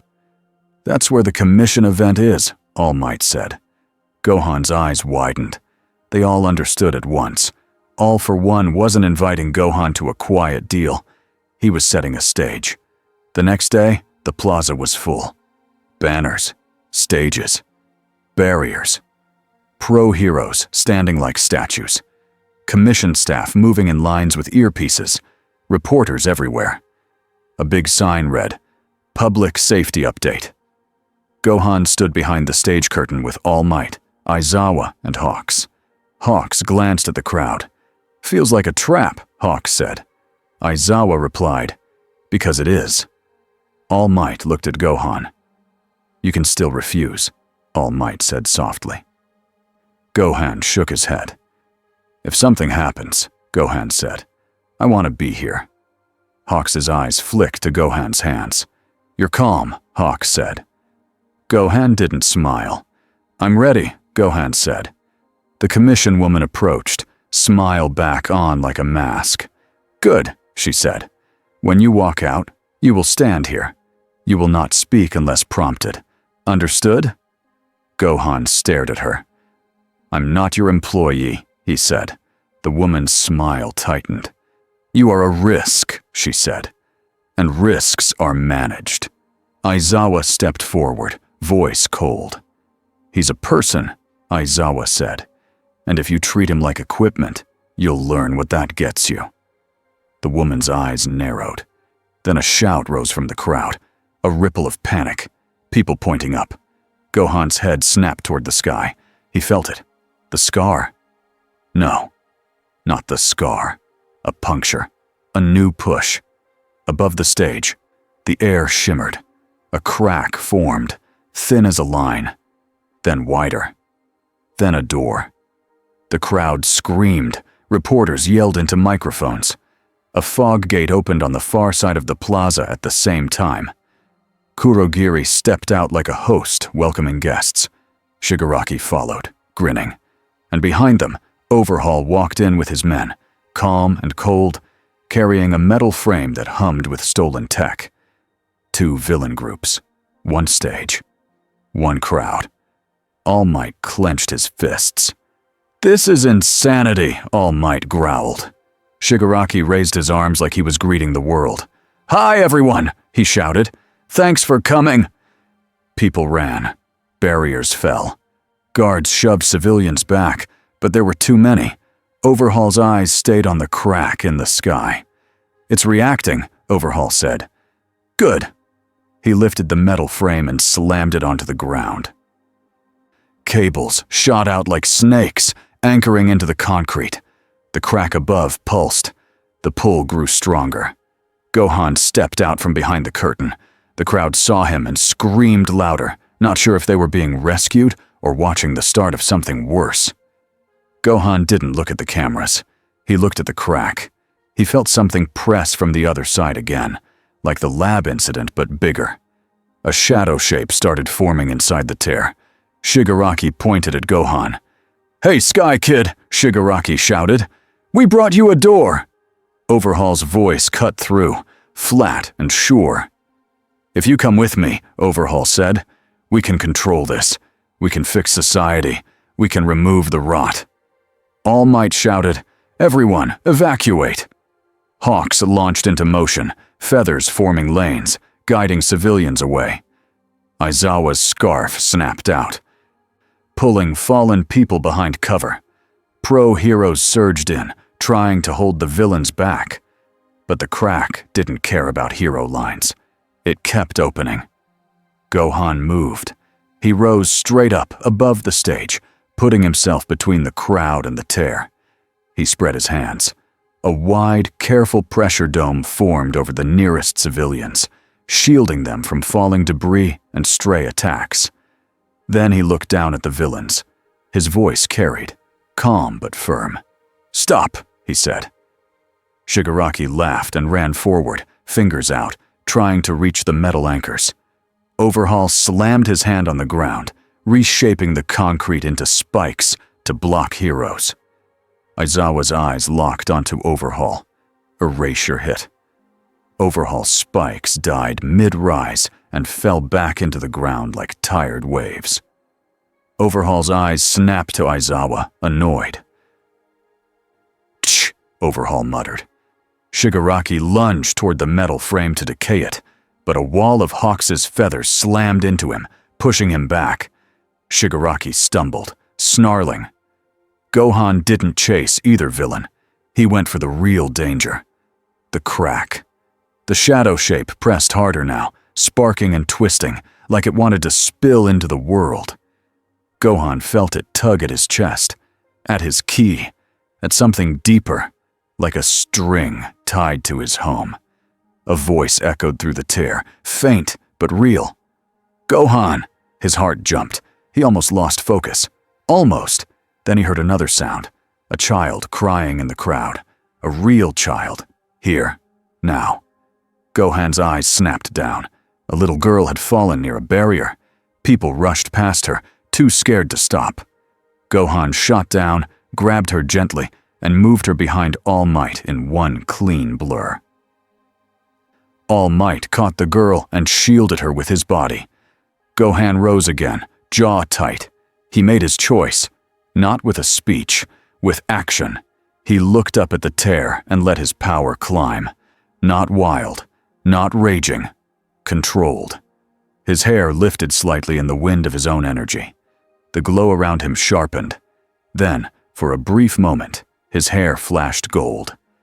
A bright aura flared around him like a steady flame. The crowd froze in shock. Bakugo, watching from a rooftop with other students under strict lockdown, whispered without meaning to. "What is that?" Midoriya's eyes were huge, tears in them from fear and awe. "He's changing," Midoriya whispered. Aizawa felt it too. The power spike was massive. But Gohan's face stayed calm. He wasn't powering up to win a fight. He was powering up to hold the sky shut. Gohan lifted both hands and pushed upward.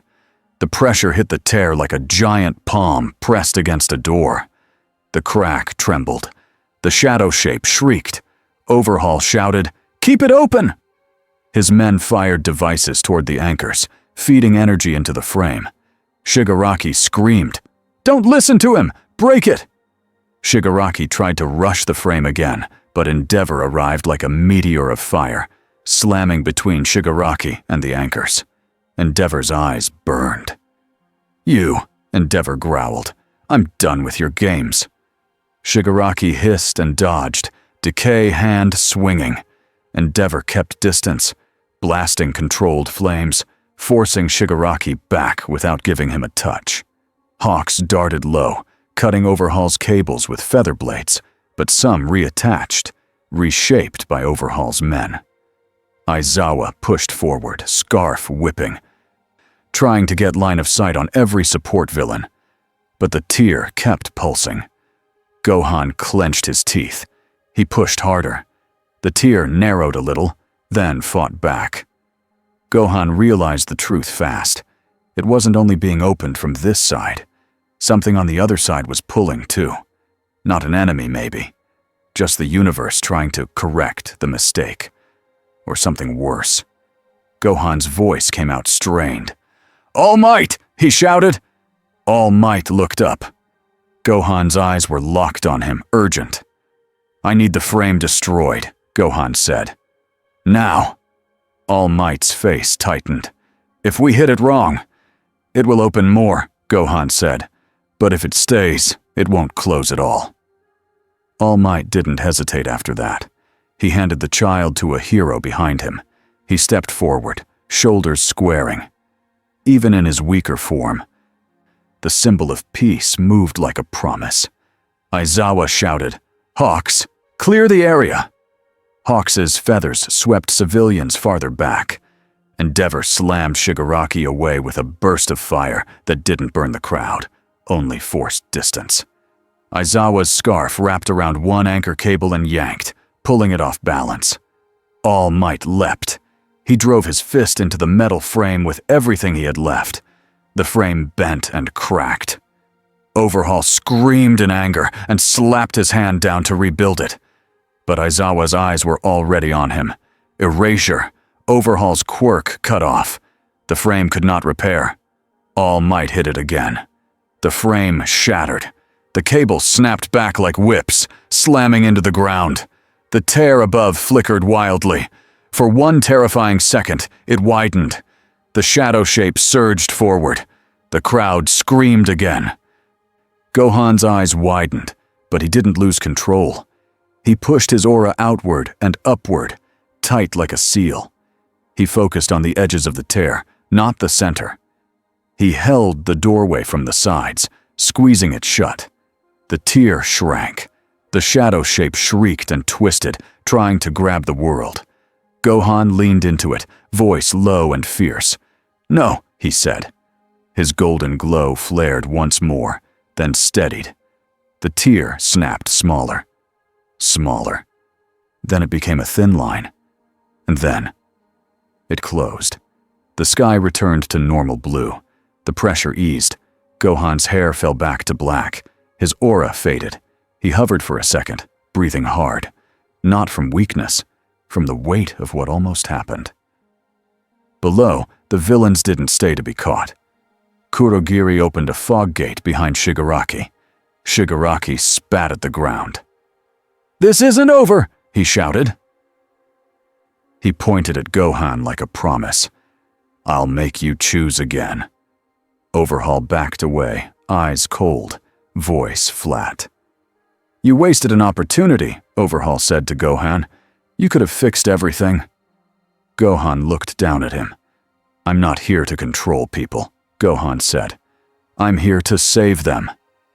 Overhaul's mask tilted. "Saving is temporary," Overhaul said. "Control is permanent." Then he vanished into a side exit as Kurogiri's fog swallowed the remaining League members. The plaza was left broken, barriers down, stage smashed, cameras knocked over. But people were alive. All Might stood in the wreckage, breathing hard, staring up at Gohan. Hawks landed beside Aizawa, feathers shaking slightly. "That was," Hawks started. Aizawa finished it.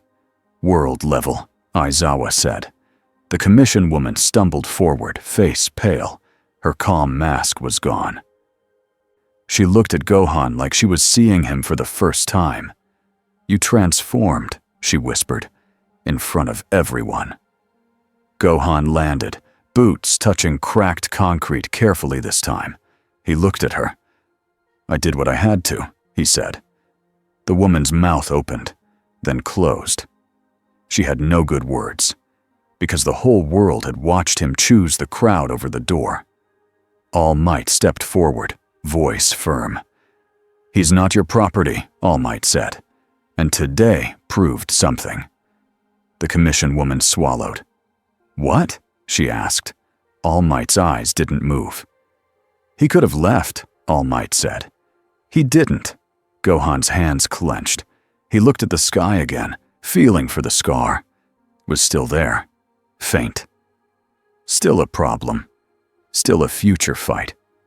But for now, it was quiet. Aizawa stepped closer to Gohan, voice low so cameras wouldn't catch every word. "You made the right choice," Aizawa said. Gohan nodded, exhausted in a different way. "I know," he said. Then he added, honest and small, "It still hurts." All Might put a hand on his shoulder. "It will," All Might said. "But you are not alone." Hawks glanced around at the crowd, at the phone still recording. "Yeah," Hawks said softly. "Good luck with the paperwork after this." Gohan stared at him. Hawks raised his hands quickly. "Too soon?" Hawks said. Gohan didn't laugh, but his mouth twitched, and that tiny, almost smile told All Might something important. Gohan wasn't breaking. Not yet. A week later, UA was quieter again. Not normal. Not after the plaza, but quieter. Students still whispered when Gohan walked by. Some with excitement, some with fear. But fewer people called him a monster now. More people called him that guy who saved the crowd. Midoriya met Gohan in the library again. They sat at the same table as before. Midoriya's notebook was open, pages full of messy notes. This time, the title at the top was different. It said, "Saiyan." Gohan looked at it and sighed. Midoriya froze. Sorry, I didn't mean to." "It's fine," Gohan said. "You're curious." "I get it." Midoriya swallowed. "Are you okay?" Midoriya asked. Gohan paused. Then he answered like a normal person, not a weapon. "Some days," Gohan said. "Some days not." Midoriya nodded slowly. "I think heroes feel that too," Midoriya said. Gohan looked at him. "You still want to be a hero?" Gohan asked. Midoriya's eyes didn't shake. "Yes," Midoriya said. "Even when it's scary." Gohan nodded once. "Good," he said. "Hold on to that." Midoriya stared down at his notes. "Will you leave?" Midoriya asked quietly. Gohan looked out the library window toward the sky. He felt the scar, faint and waiting. "I don't know when," Gohan said. "But not yet." Midoriya's chest tightened, but he tried to smile. "Then," Midoriya said, "can you keep teaching us?" Gohan blinked. "Teaching?" he repeated. Midoriya nodded fast. "Not power," Midoriya said. "Not like that. Just How to stay calm, how to choose. Gohan stared at him for a moment. Then he nodded. I can do that, Gohan said. Midoriya's shoulders relaxed, like a weight had lifted. Just then, the library door opened. A staff member walked in with a large envelope. Son Gohan? The staff member asked. Gohan raised a hand. The staff member handed him the envelope with a polite bow and left. Gohan opened it. Inside was a thick stack of forms. On top, stamped in bold, were the words, Updated Classification, Special Cooperative Entity. Gohan stared. Midoriya leaned over, reading, then winced. That's not great, Midoriya said. Gohan exhaled slowly. Aizawa's voice came from behind them, tired as ever.